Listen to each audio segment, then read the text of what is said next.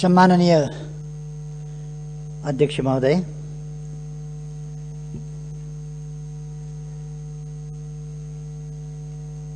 सबभन्दा पहिले त हामीले लामो संघर्ष गरेर ल्याएको प्रणाली, हामीले लामो संघर्ष गरेर ल्याएको संविधानले व्यवस्था गरे अनुसार यसपटक स्थायी संसदको रूपमा गरिमामय राष्ट्रिय सभाको व्यवस्था भएको छ र यसपटक राष्ट्रिय सभाको विशेष महत्त्व पनि देखिएको छ। यस गरिमामय सभाका सबै माननीय ज्यूहरूमा म हार्दिक शुभकामना भन्न चाहन्छु। सबभन्दा पहिले सम्माननीय अध्यक्ष महोदय, यति बेला देश एउटा अलिकति नयाँ मोडबाट, नयाँ परिघटना, नयाँ परिदृश्यबाट अगाडि बढिरहेको छ, बढ्न खोजिरहेको छ। यति बेला हामी समयभन्दा अलिकति अगावै प्रतिनिधि सभाको नयाँ निर्वाचनका लागि नयाँ जनादेश माग्न जनताका बीचमा जाने तयारी गरिरहेका छौं।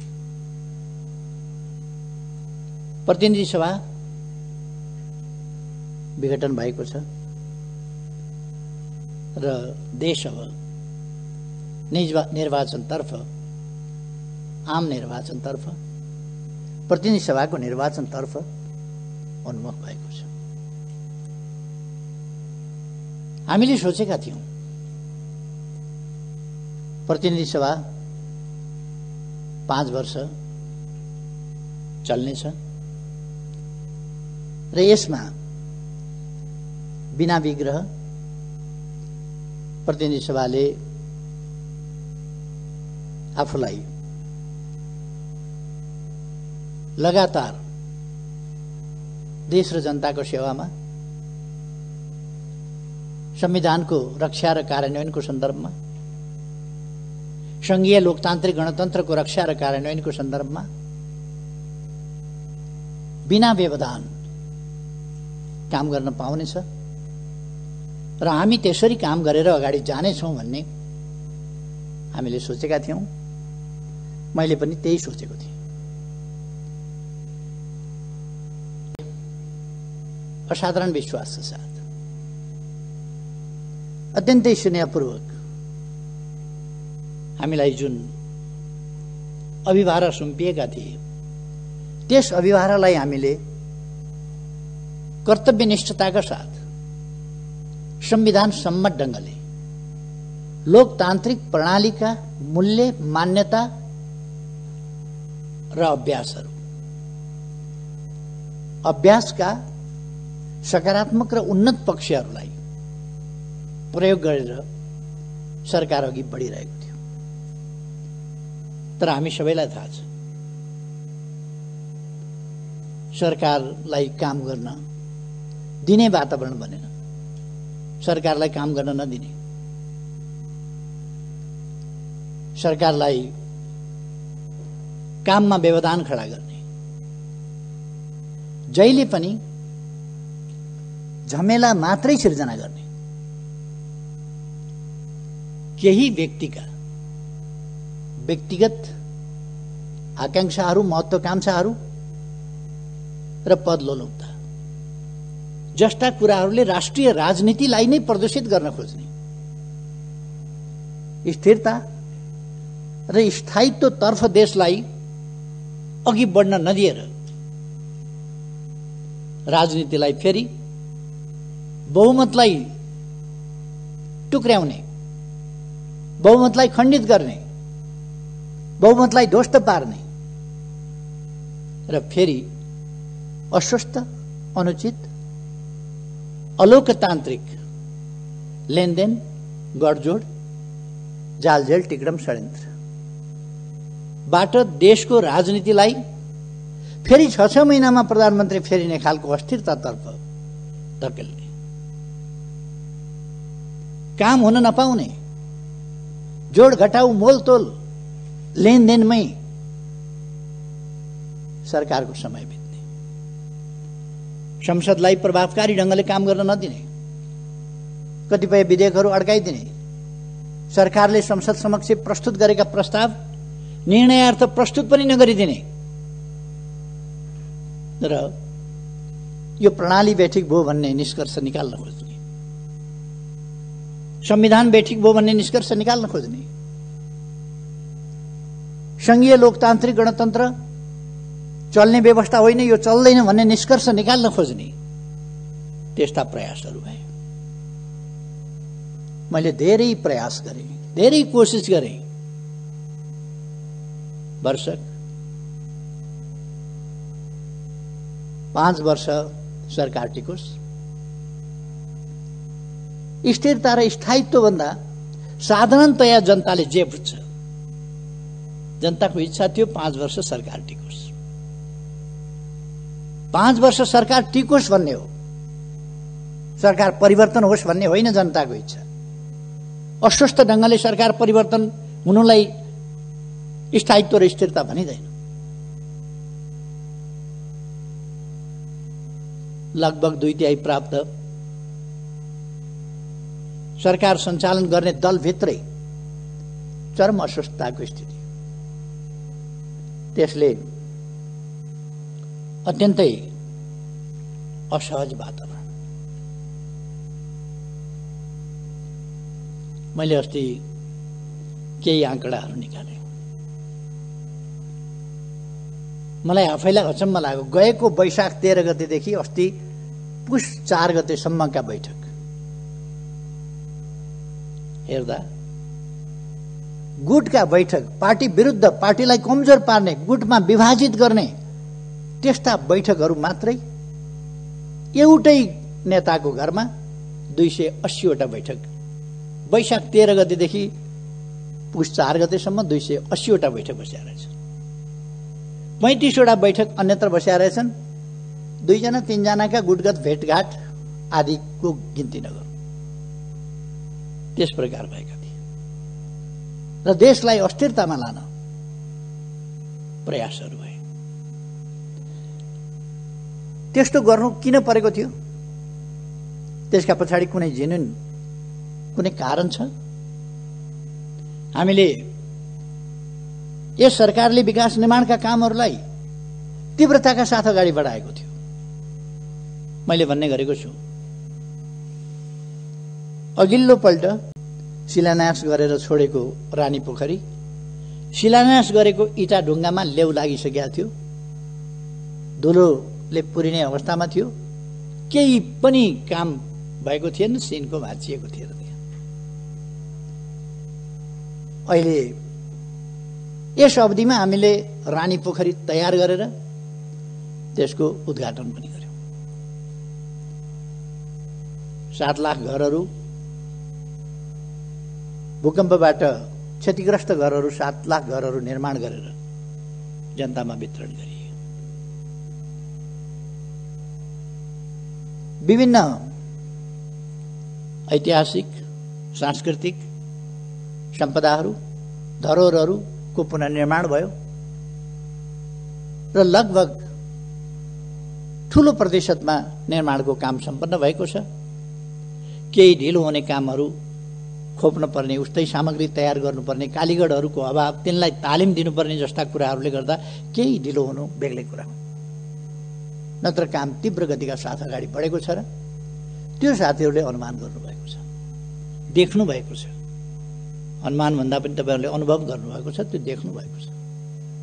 तसर्थ काम भएनन् भन्ने होइन,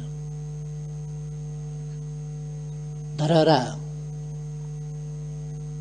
को निर्माण सम्पन्न हुने बिन्दुतिर पुगिराखेको छ। साथीहरूले देख्नुभएको छ काठमाडौँको बाटाहरू, काठमाडौँ शहरको ब्युटिफिकेसन, सौन्दर्यीकरण देखि लिएर अरू कामहरू देख्नुभएको छ। यस बीचमा यो सरकार बन्नभन्दा अगाडि तराईमा कहीँ पनि ढलको व्यवस्था थिएन। अहिले 100 किलोमिटर ढलको व्यवस्था गरिएको छ र तराईका सहरहरू सफा राख्ने काम भएको छ।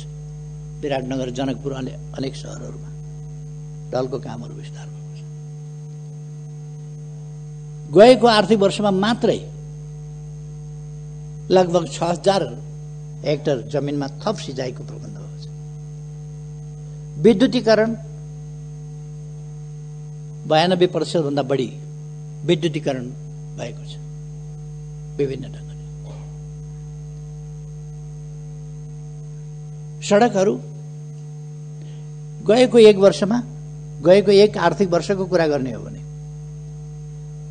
कोभिडले 4 महिना, अन्तिमका 4 महिनाहरू कोभिडले बर्बाद गर्यो, तैपनि 979 किलोमिटर सडक कालोपत्र गएको वर्ष मात्रै भएको छ। जम्मा 4500 भन्दा बढी किलोमिटर कालोपत्र भएको छ। डबल लेन, 4 लेन र 6 लेनका बाटाहरू, काफी कामहरू भएका छन्।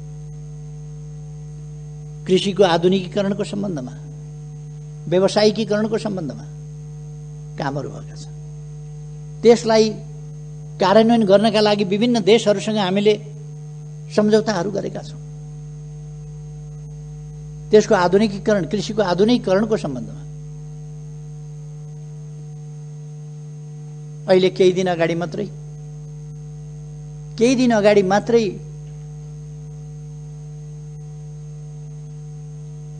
ऊर्जा सचिवको नेतृत्वमा भारत गएको टिमबाट महाकाली नदीबाट गएको शारदा नहरबाट चाँदनी दोधारामा 10 क्युमेक्स पानी सिँचाइका लागि दिने जुन हामीले उहिले सहमति सम्झौता गरेका थियौं, एकीकृत महाकाली सन्धिमा पारेर त्यसको अब कार्यान्वयन हुनका लागि 6 महिनाभित्र डीपीआर तयार गर्ने र 6 महिनाभित्र हेडवर्क सुरु गरेर अनि नहर सुरु गरेर चाँदनी दोधाराको सिँचाइ गर्ने भनेका छौँ।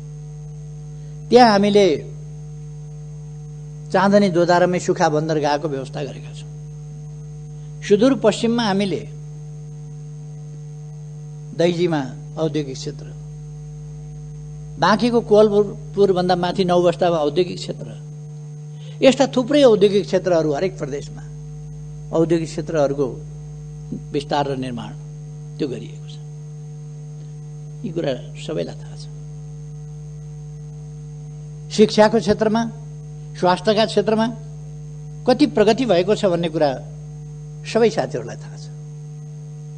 अहिले भर्ना दर कति पुगेको छ यो पनि साथीहरूलाई थाहा छ। अहिले ड्रप आउट, विद्यालयबाट बाहिरिनेको संख्या कसरी घटेको छ त्यो पनि थाहा छ। छात्रा र छात्राहरूको अनुपात बराबरीको स्थितिमा पुगेको छ। यो साधारण सामाजिक जागरणको क्षेत्रमा, उत्थानको क्षेत्रमा, जेन्डर इक्वालिटीको सन्दर्भमा वा सामाजिक न्यायको सन्दर्भमा, सामाजिक समानताको सन्दर्भमा यो सानो उपलब्धि होइन। पिछडिएका क्षेत्रहरू, पिछडिएका जाति समुदायका बालबालिकाहरूको पढाइ,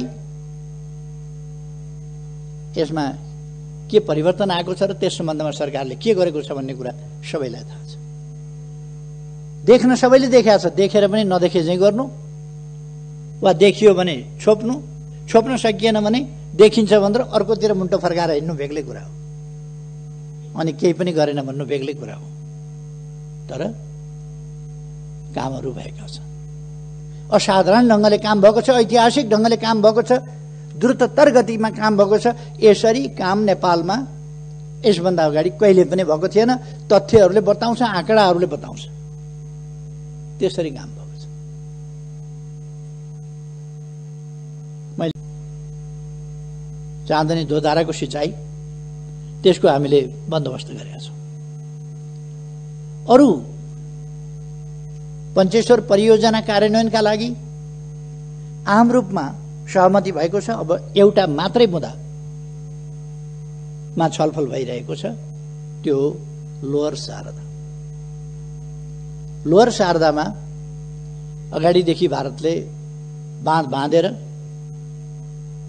महाकाली नदीलाई तल पुगेपछि शारदा भनिन्छ, त्यहाँबाट कर्णाली नदीलाई तल पुगेपछि घागरा भनिन्छ, त्यहाँबाट घागराबाट पनि पानी लगेको छ र शारदाबाट पनि पानी लगेको छ, अथवा महाकाली र कर्णाली दुवै नदीबाट पानी लाने गरेको छ त्यसमा।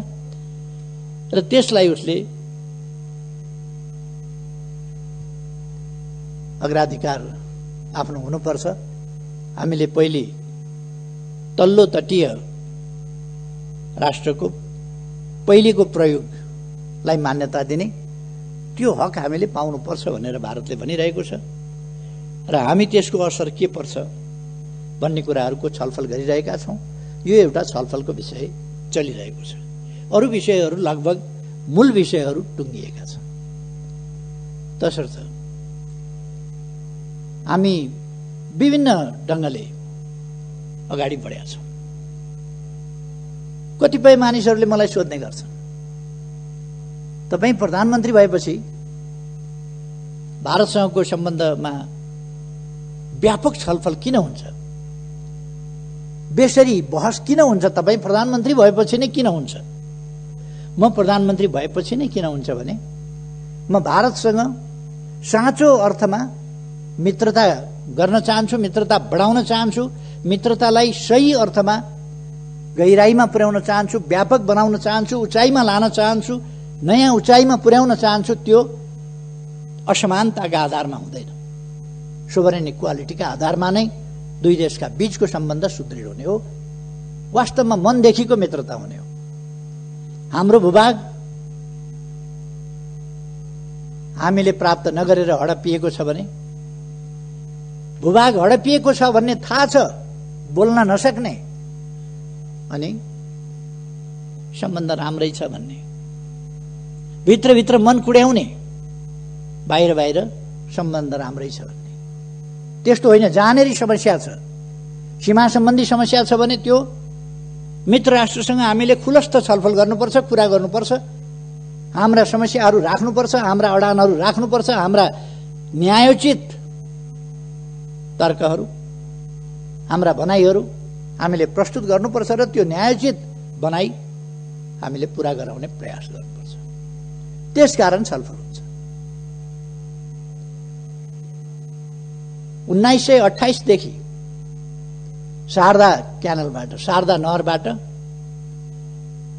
उत्तराखण्ड र उत्तर प्रदेशको सिंचाइका लागि पानी गइराखेको छ। 1928 देखि अब 92 वर्षबाट 93 वर्षबाट हाम्रो खेतको सिरानबाट हाम्रो आधा हक भएको खोलाबाट पानी लगिएको छ। हाम्रो भूमि बाँझै छ। त्यो भूमिमा सिंचाइ हुनुपर्छ भनेर बोल्न नसक्ने, अनि त्यो भूमिमा सिंचाइ हुनुपर्छ भनेर वार्ता गर्दा तपाईकै पालामा बहस किन हुन्छ? बढी बोलेर सम्बन्ध बिगार्यो भन्ने, अनि मुख ढालेर बस्ने, हाम्रो खेत बाँझो हुने, हाम्रो पानी हाम्रो खेतको सिरानबाट जाँदा हामीले हाम्रा खेतमा पानी चाहियो भन्न नसक्ने,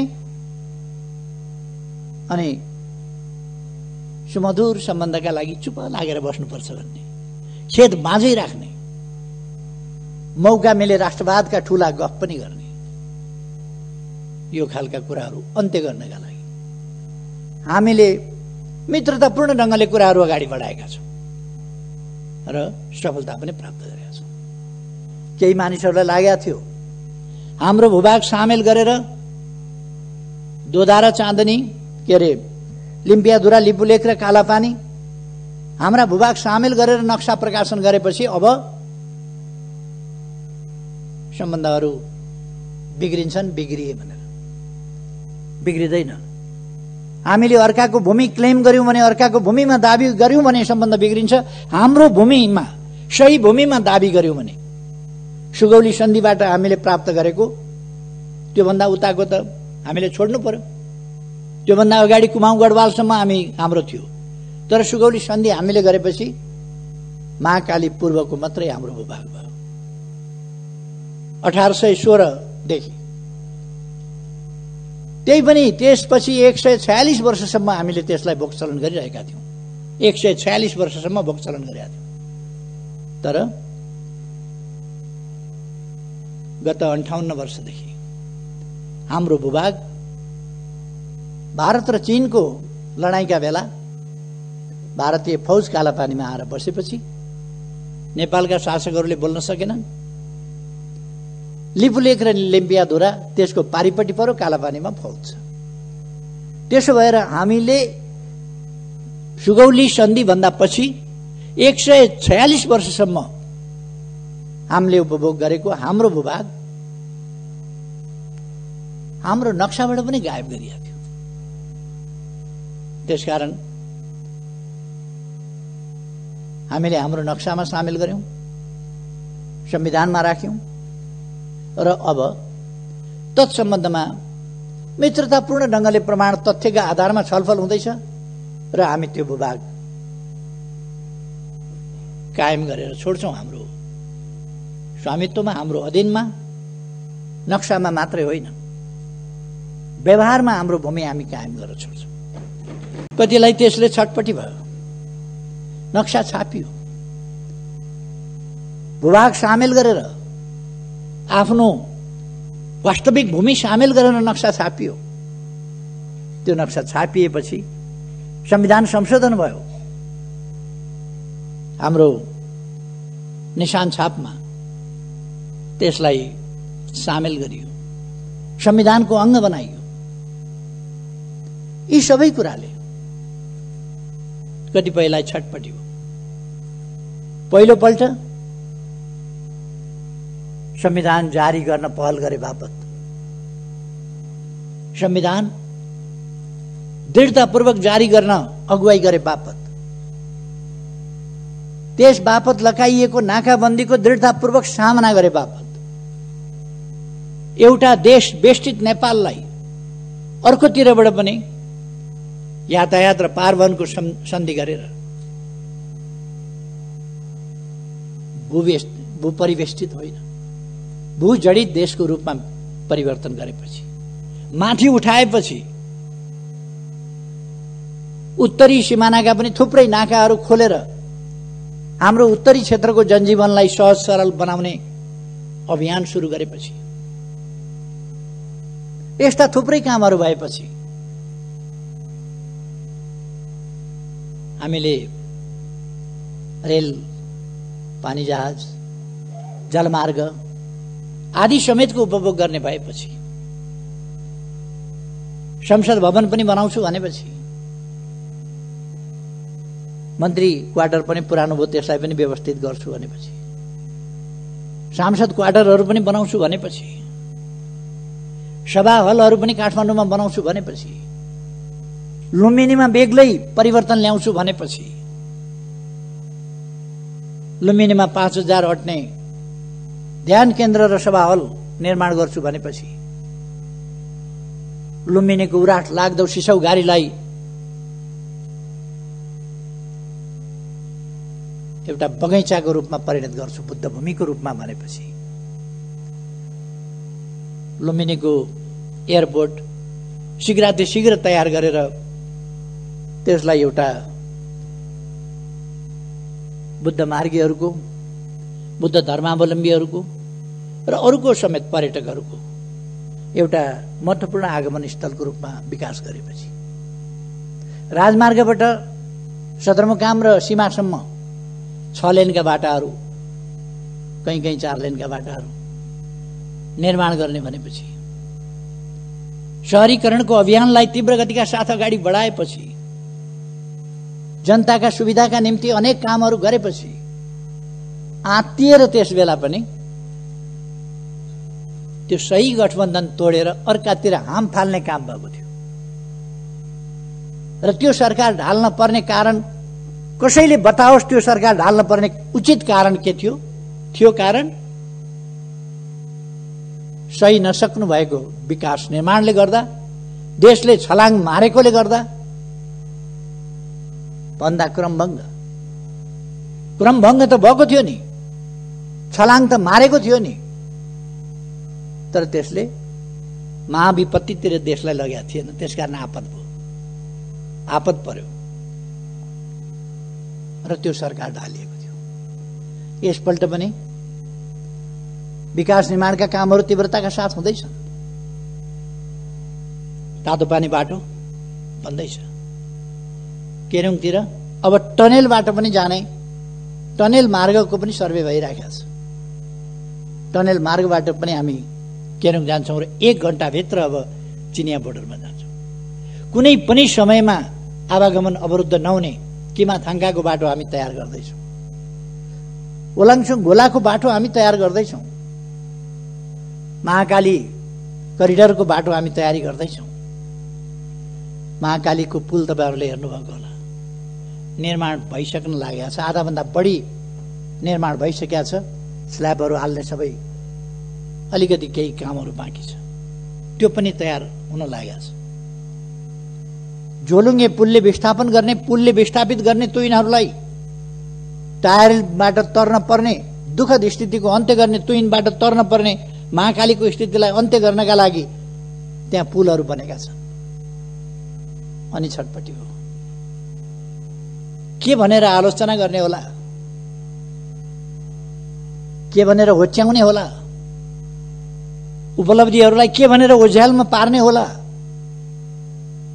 भिजनलाई के भनेर ओझ्यालमा पार्ने होला। यसै काममा केही मानिसहरू लाग्यो। अनि स्थिरता स्थायित्व हुन नदिनका लागि निर्वाचनबाट आएको प्रधानमन्त्रीलाई बीचमा षड्यन्त्र गरेर प्रधानमन्त्री हट्नुपर्छ कि हट्नुपर्छ,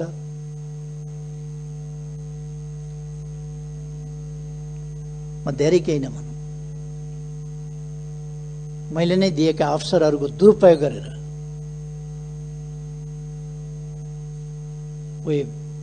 सिंह बनाइदियो, सिंहले आफैलाई झम्टिने स्थिति, त्यो सिर्जना गर्ने त्यस प्रकारको अवस्था बन्यो। वास्तविक स्थिरता के हो, वास्तविक स्थायित्व के हो?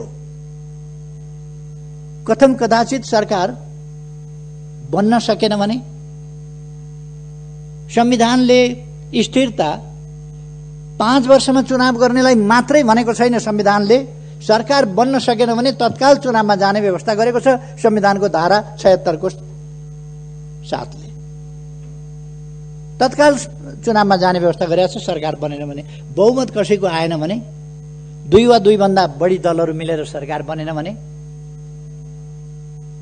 अनि प्रमुख पार्टीले सरकार बनाउन सकेन वा विश्वासको मत प्राप्त गर्न सकेन भने, अथवा कुनै व्यक्तिले भरपर्दो ढंगले आधार लिएर गएर राष्ट्रपति कहाँबाट प्रधानमन्त्रीत्व लिएर आयो भने पनि 1 महिनामा विश्वासको मत प्राप्त गर्न सकेन भने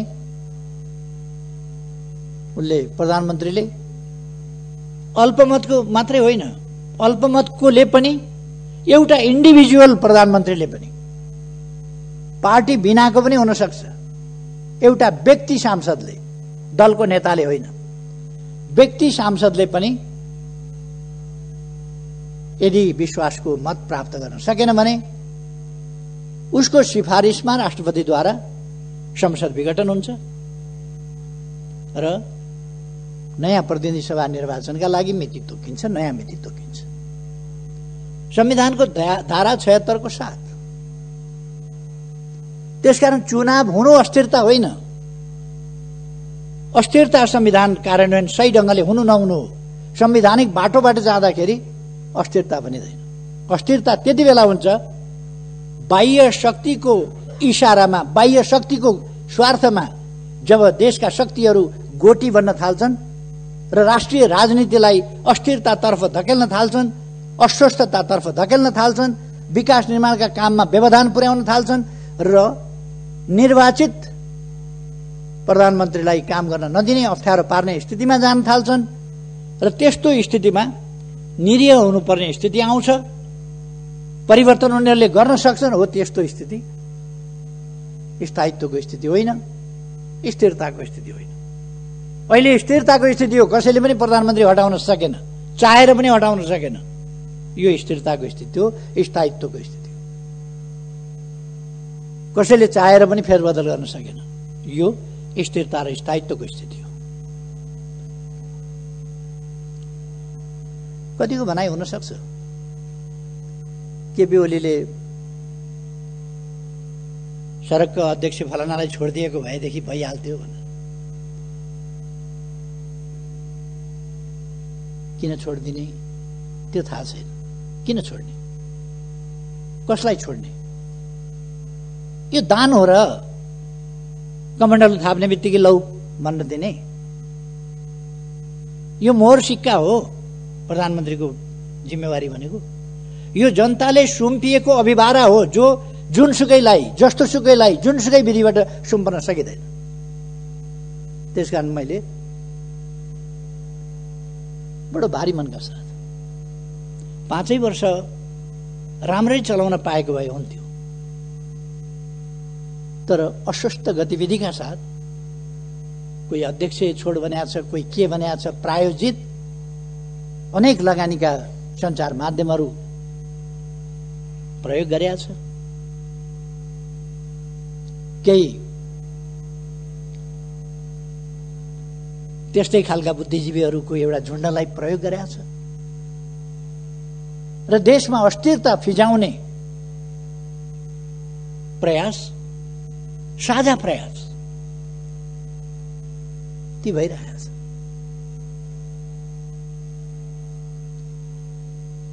तपाईहरु यसै हेर्न सक्नुहुन्छ।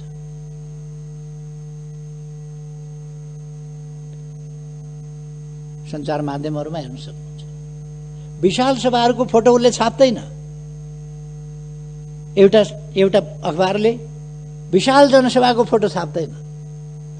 अनि सरकार विरोधी केही जमात यसो देखियो भने त्यो जमातको चाहिँ हाइलाइट गरेर फोटो छाप्छ।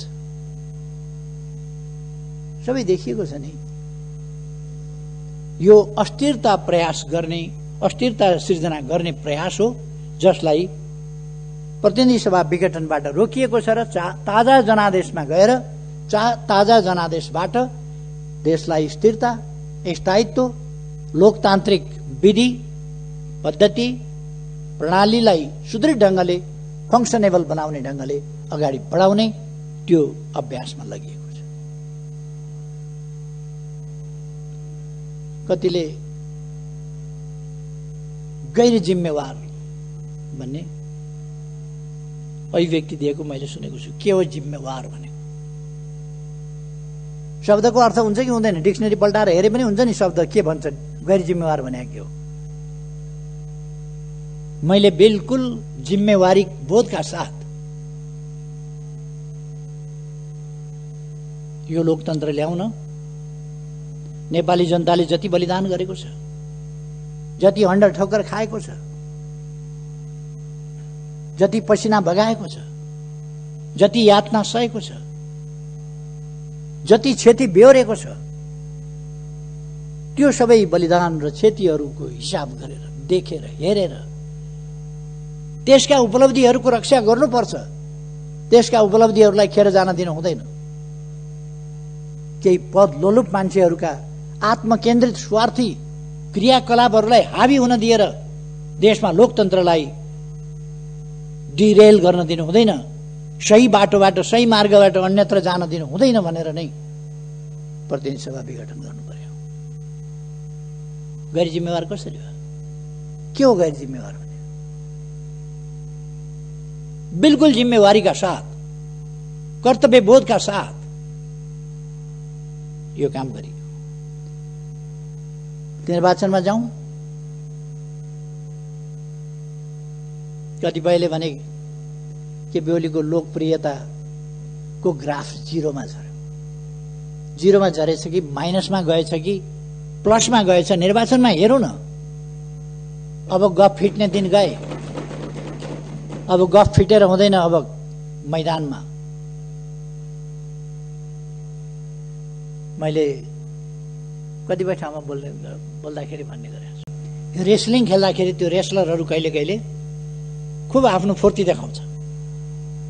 फुर्ती देखाएर खेल्नु कता छ त्यो बेल्ट चाहिँ पहिले लिएर यस्तो गरेर आफूले लगाइटोपल्छ अनि रेफ्रीले त्यो बेल्ट खोसेर पछि जित्यौ भने लाउला भनेर राख्छ।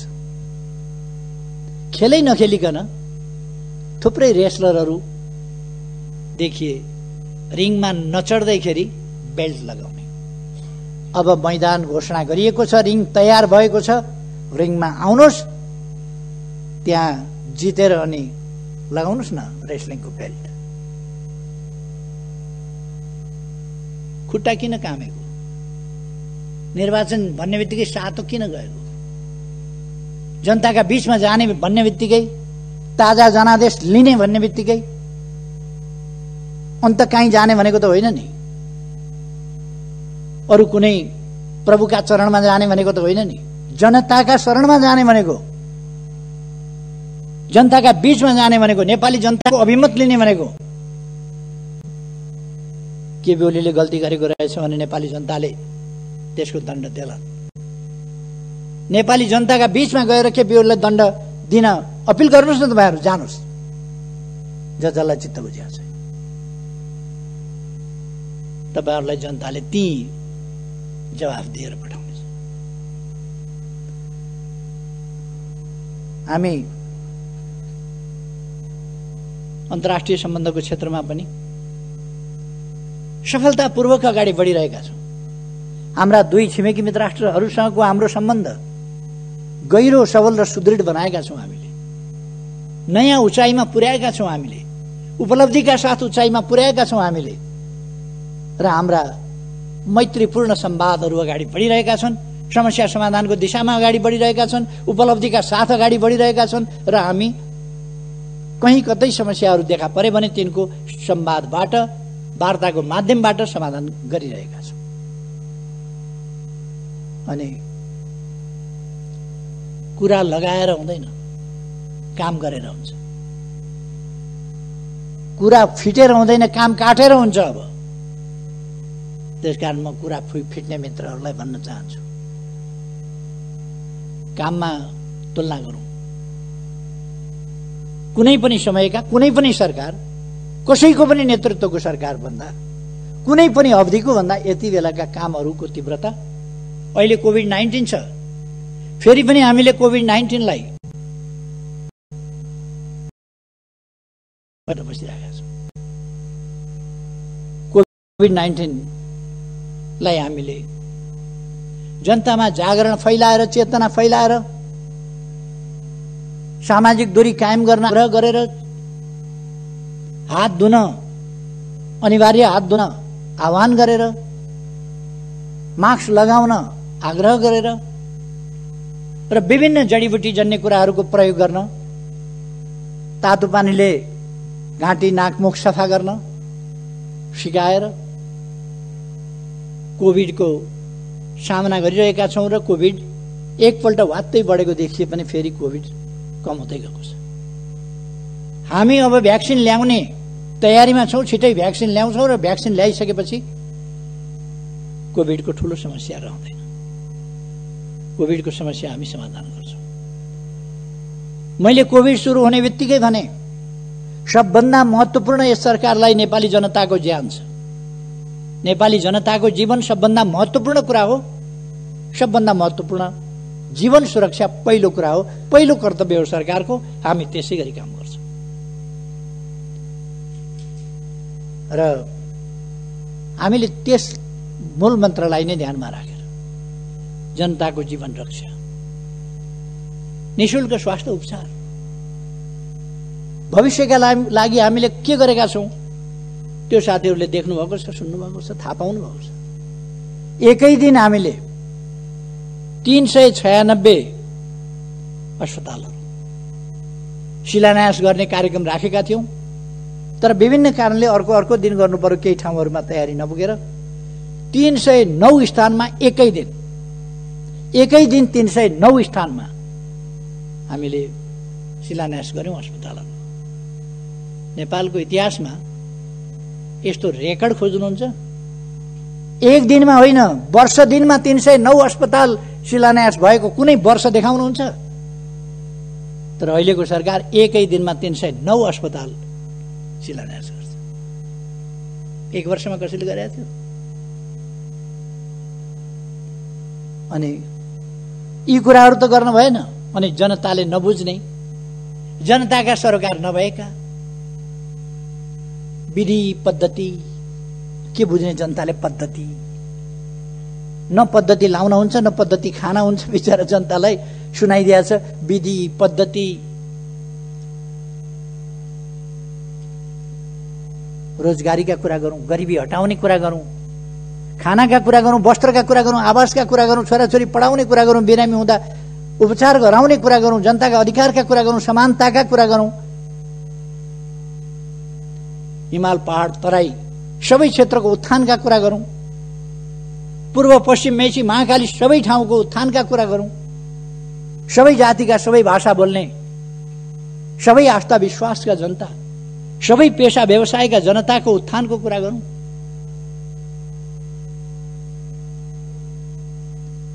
छाउबडी प्रथाबाट महिलाहरूलाई मुक्त गरौँ।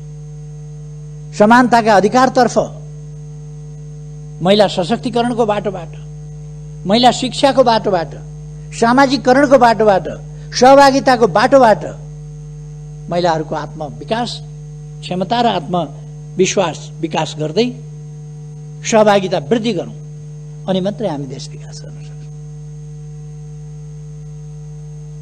देशका सबै जनतालाई सक्षम बनाऊ। हाम्रा भविष्य बालबालिकाहरूको विशेष हेरचाह गरौँ। त्यसकारण सरकारले बालबालिकाको हेरचाहका लागि गर्भावस्थादेखि जीवन पर्यन्त विभिन्न प्रकारका कार्यक्रमहरू ल्याएको छ। अहिले समय अभावमा म ती सबै कुराहरूमा जान चाहन्छु। सरकारले गरेको छ अनेक कार्यक्रमहरू, यहाँहरूले देख्नु भएको छ। हामीले जाति जनजातिहरूका भावनाहरूको सम्मान गरेका छौँ। आज मात्रै बसेको मन्त्री परिषद बैठकले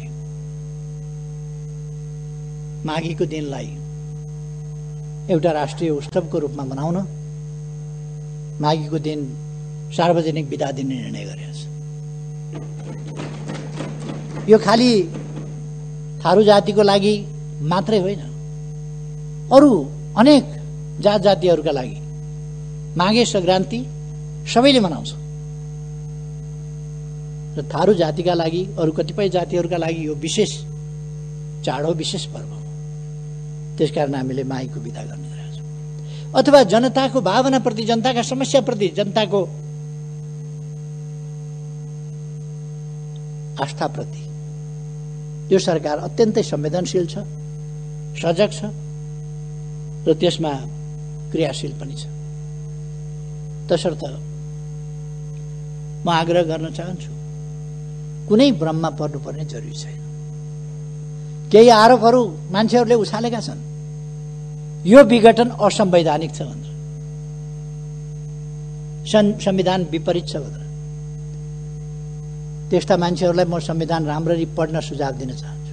कमसेकम संविधान पढ्नुहोस् अनि संविधान सम्मत छ कि छैन भन्ने बहसमा उत्रिनुहोस्। संविधान सम्मत छ कि छैन भन्ने कुरा आग्रहपूर्ण ढंगले सम्मानित सर्वोच्च अदालतलाई दबाव दिने ढंगले, स्वतन्त्र ढंगले न्याय निरूपण गर्न बाधा पुर्याउने हिसाबले काम भइरहेका छ। कुनै अधिवक्ता प्रधान न्यायाधीशलाई वर्तमान र भविष्य सम्झिएर फैसला गर्नुहोस्, यो भनेको धम्की होइन।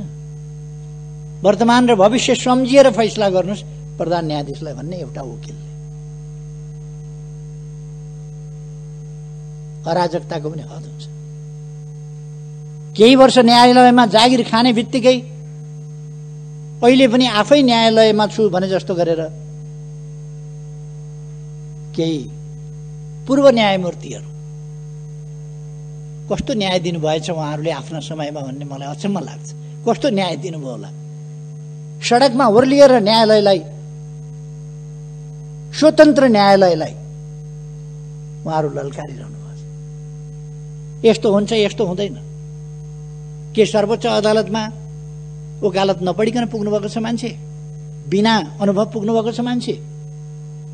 के त्यो पत्रकार सम्मेलन गर्ने र वक्तव्यबाजी गर्नेहरूले मात्रै कानुन पढाएको छ, अरूले पढाएको छैन?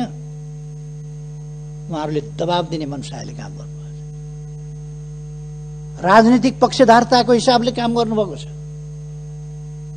स्वतन्त्र देखिने, नागरिक समाज भनिने, बुद्धिजीवी भनिने, अनि पक्षधर्ताका साथ आफ्नो हैसियतको दुरुपयोग गरेर न्यायालयलाई दबावमा पार्न खोज्ने। म भन्न चाहन्छु, न्यायालयले दबावमा पर्न हुँदैन। सरकार र मैले नेतृत्व गरेको पार्टी नेकपा, त्यसले अदालतको स्वतन्त्र न्यायपालिका, शक्ति पृथकीकरणको सिद्धान्त त्यसलाई मान्दछ, त्यसलाई कदर गर्छ, सम्मान गर्छ। अहिलेको संविधानले संवैधानिक विषयहरूमा संवैधानिक इजलास गठन गरेर त्यसबाट फैसला हुने भनेको छ। अब त्यसबाट गर्न पाइँदैन भनेर एक थरी कहाँ कानुन पढेछन् तिनीहरूले? संवैधानिक इजलासको व्यवस्था संविधानको व्यवस्था हो कि होइन? अनि बकवास गरेर हिँड्ने। वास्तवमा यी तरिकाहरू उपयुक्त होइनन्। म सबैलाई आग्रह गर्न चाहन्छु, लोकतन्त्रमा शक्ति पृथकीकरण भन्ने एउटा सिद्धान्त हुन्छ। व्यवस्थापिका, कार्यपालिका, न्यायपालिका। न्याय गर्ने कुरामा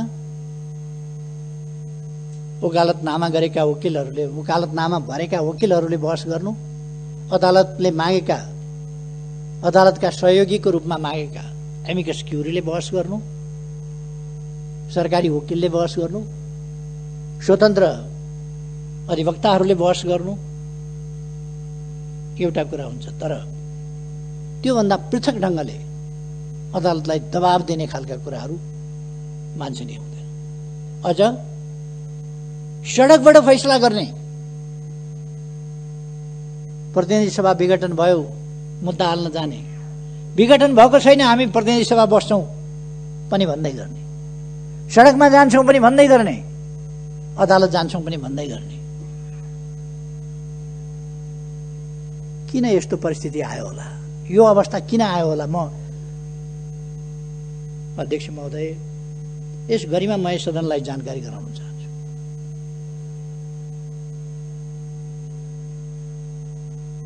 यो अवस्था अहिले पनि हामी देख्न सक्छौं। यद्यपि यो एउटा पार्टी विशेषको, रुलिङ पार्टी विशेषको आन्तरिक मामला हो, तर सामान्य कुरा होइन। एउटा रुलिङ पार्टीभित्रको, बहुमत प्राप्त पार्टीभित्रको समस्या। चुनाव घोषणा गरेपछि त चुनावको सामना गर्नका लागि सिंगै पार्टी एकजुट भएर जानुपर्ने होइन र? एकजुट भएर जानुपर्ने नि, सिंगै पार्टी एकजुट भएर जानुपर्ने। चुनाव घोषणा गरे बापत झन फुट्छ, झन फाटोतिर जान्छ, अनेक प्रकारका विसङ्गत असङ्गत वक्तव्यबाजी गरेर जान्छ। मैले केन्द्रीय कमिटिको बैठक बोलाएँ। केन्द्रीय कमिटिको बैठकमा केही साथीहरू अनुपस्थित भए। कहाँ गए साथीहरू भनेर हेर्दै थिएँ, माइती घर मण्डलमा हामी यहाँ छौँ भनेर लेखेर बसेको छ। केन्द्रीय कमिटिको बैठकमा नजाने हामी यहाँ छौँ भनेर माइती घर मण्डलमा भन्ने।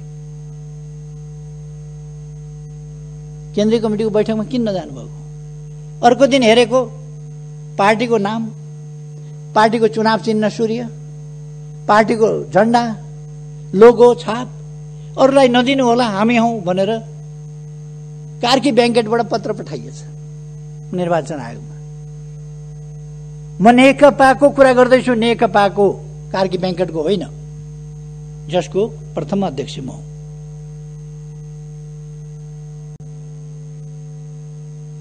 केही मान्छेहरूले कार्की ब्याङ्केटबाट मलाई निष्कासन गरे अरे।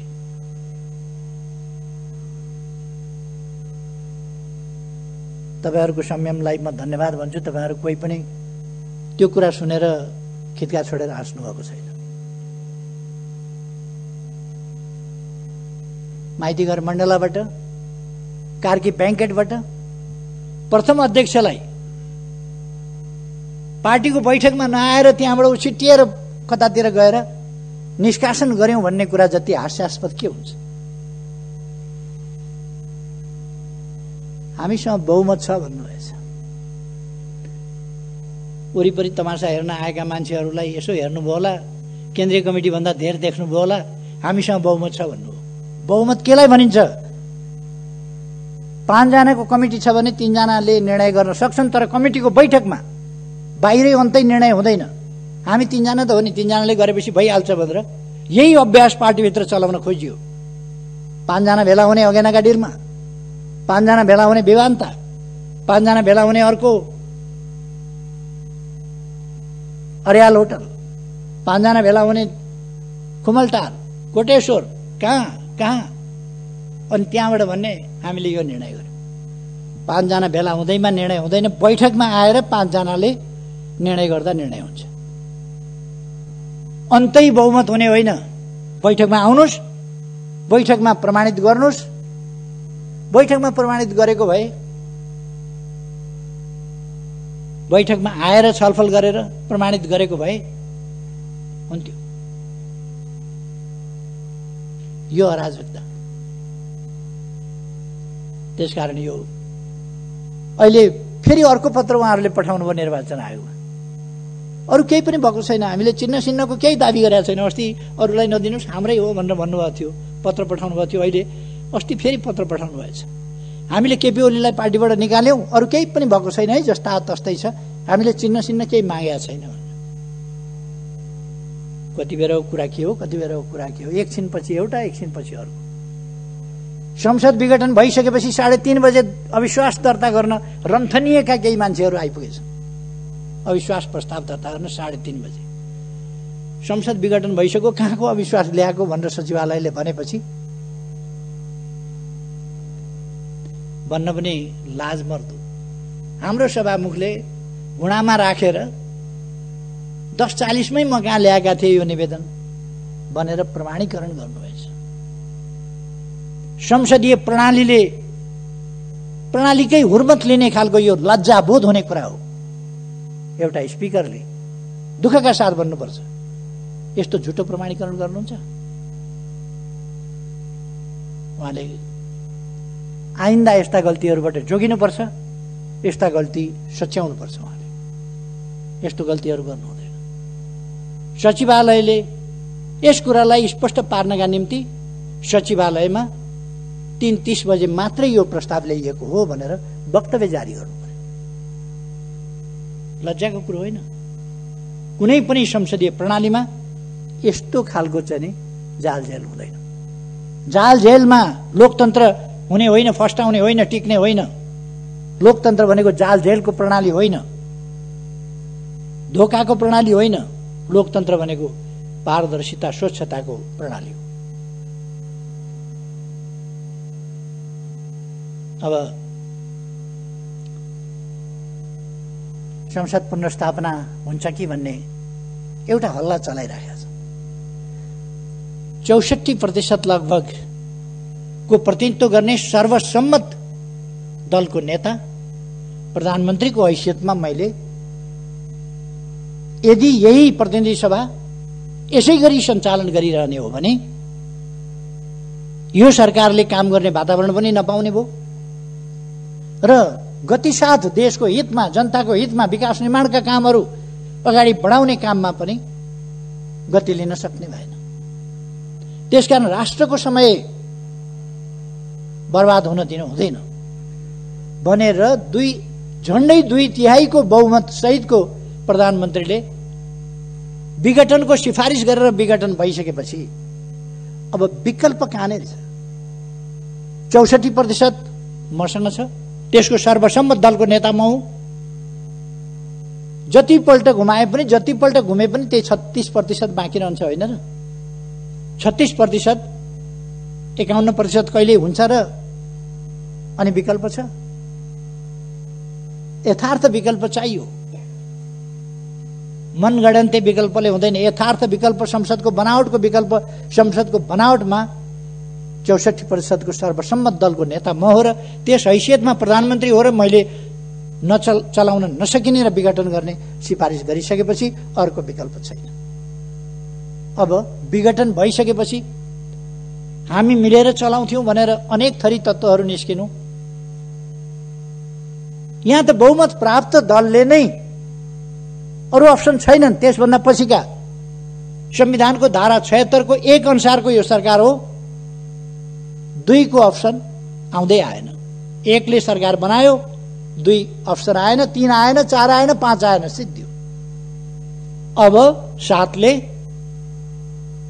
सरकार रहने अवस्था, चल्ने अवस्था नरहँदा प्रधानमन्त्रीको सिफारिसमा राष्ट्रपतिले प्रतिनिधि सभा विघटन गरी अर्को प्रतिनिधि सभाको नयाँ निर्वाचनका लागि मिति घोषणा गर्नेछ। त्यस अनुसार नै भएको छ। संविधान सम्मत कसरी भएन, पुनर्स्थापना कसरी हुन्छ, पुनर्स्थापना केका लागि हुन्छ, कुन विकल्पका लागि हुन्छ, के देशमा अस्थिरता ल्याउनका लागि, हर्स ट्रेडिङको राजनीति फेरि सुरु गर्नका लागि, 6 महिनामा सरकार परिवर्तन गर्ने तमासा गर्नका लागि पुनर्स्थापना हुन्छ? पुनर्स्थापनाको सम्भावना छैन, अथवा पनि हुन सक्दैन। यो संविधानले भन्छ। केही मानिसहरूले संविधानमा विघटन गर्ने लेख्या छैन भनेर। विघटन गर्ने किन लेख्या छैन? धारा 76 को उपधारा 7 मा प्रधानमन्त्रीको सिफारिसमा राष्ट्रपतिले प्रतिनिधि सभा विघटन गरेर नयाँ मिति तोक्नेछ नयाँ निर्वाचनका लागि भन्ने व्यवस्था गरेको छ। प्रधानमन्त्रीले विघटन गर्न पाउँदैन भन्ने संविधानमा कहीँ लेख्या छ? संविधानको धारा 85 ले भन्छ। 85 ले अगावै विघटन भएमा बाहेक, अगावै विघटन हुने कल्पना त संविधानले गर्यो। अगावै विघटन भएमा बाहेक यस प्रतिनिधि सभाको कार्यकाल 5 वर्षको हुन्छ। अगावै विघटन भएमा बाहेक, अगावै विघटन हुँदाखेरि झन्डै 3 वर्षको मात्रै पनि हुँदो रहेछ। अगावै विघटन हुँदा चाहिँ झन्डै 3 वर्षको मात्रै पनि हुँदो रहेछ। त्यसकारण अगावै विघटन भएमा बाहेक अर्को कुनै विकल्प छैन। अर्को कुरा, देशको कार्यकारी अधिकार। यो राजनीतिक प्रश्न हो। यो संवैधानिक र कानूनी प्रश्न वास्तवमा होइन। यो राजनीतिक प्रश्न हो। देश कसरी चल्छ, कसरी चलाउनु पर्छ, यो राजनीतिक प्रश्न हो। र यस राजनीतिक प्रश्नलाई कानूनी प्रश्नको रूपमा, संवैधानिक प्रश्नको रूपमा अदालतले इन्टरटेन गरिरहनु भन्दा यसलाई केही भनिरहनु नपर्ने भनेर बर्खास्त गर्नुपर्छ, खारिज गरिदिनुपर्छ। किनभने यो पोलिटिकल डिसिजन हो। यो पोलिटिकल डिसिजनले पोलिटिक्सलाई संविधान सम्मत ढंगले लोकतान्त्रिक प्रणालीको राजनीति अन्तर्गत अभ्यासमा अगाडि जान दिनुपर्दछ। त्यसकारण यो त्यसै गरी जान्छ। यो पोलिटिकल डिसिजन हो। यो आवश्यकताको सिद्धान्त अनुसार हो। यो प्रधानमन्त्रीले संविधानका विभिन्न ठाउँमा लेखेको छ। प्रिएम्बलदेखि विभिन्न धाराहरूमा लेखिएको छ। कार्यकारी अधिकार मन्त्री परिषदमा रहनेछ र त्यसको प्रतिनिधित्व प्रधानमन्त्रीले गर्छ। मन्त्री परिषदको निर्णय र सिफारिस प्रधानमन्त्री मार्फत, यद्यपि मन्त्री परिषदको सिफारिस चाहिन्थ्यो कि चाहिँदैन थियो, तर मन्त्री परिषदको सिफारिस सहित, सर्वसम्मत सिफारिस सहित, सर्वसम्मत सिफारिस सहित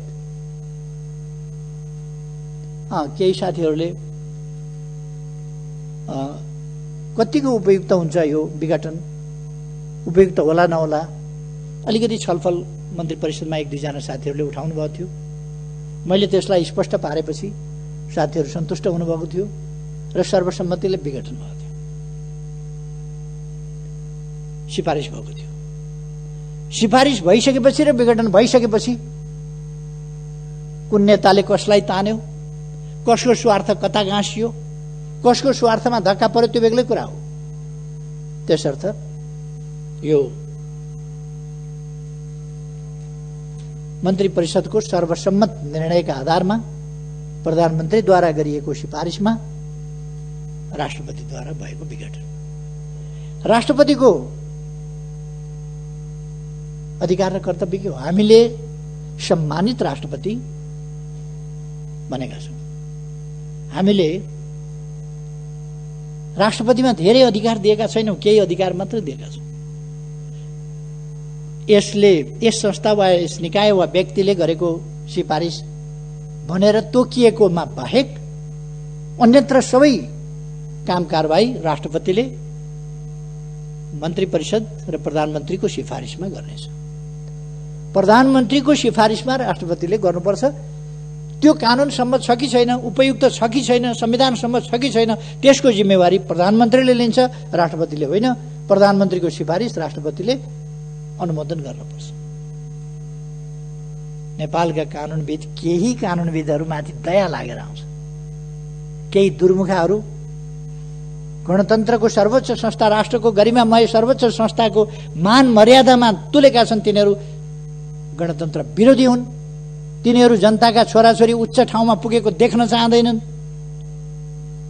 अनि भन्छन् केटाकेटीमा ऊ गाई भैँसी चराउँथ्यो, केटाकेटीमा धुले स्कुलमा पढ्थ्यो, केटाकेटीमा यस्तो श्रम गरेर आएको थियो,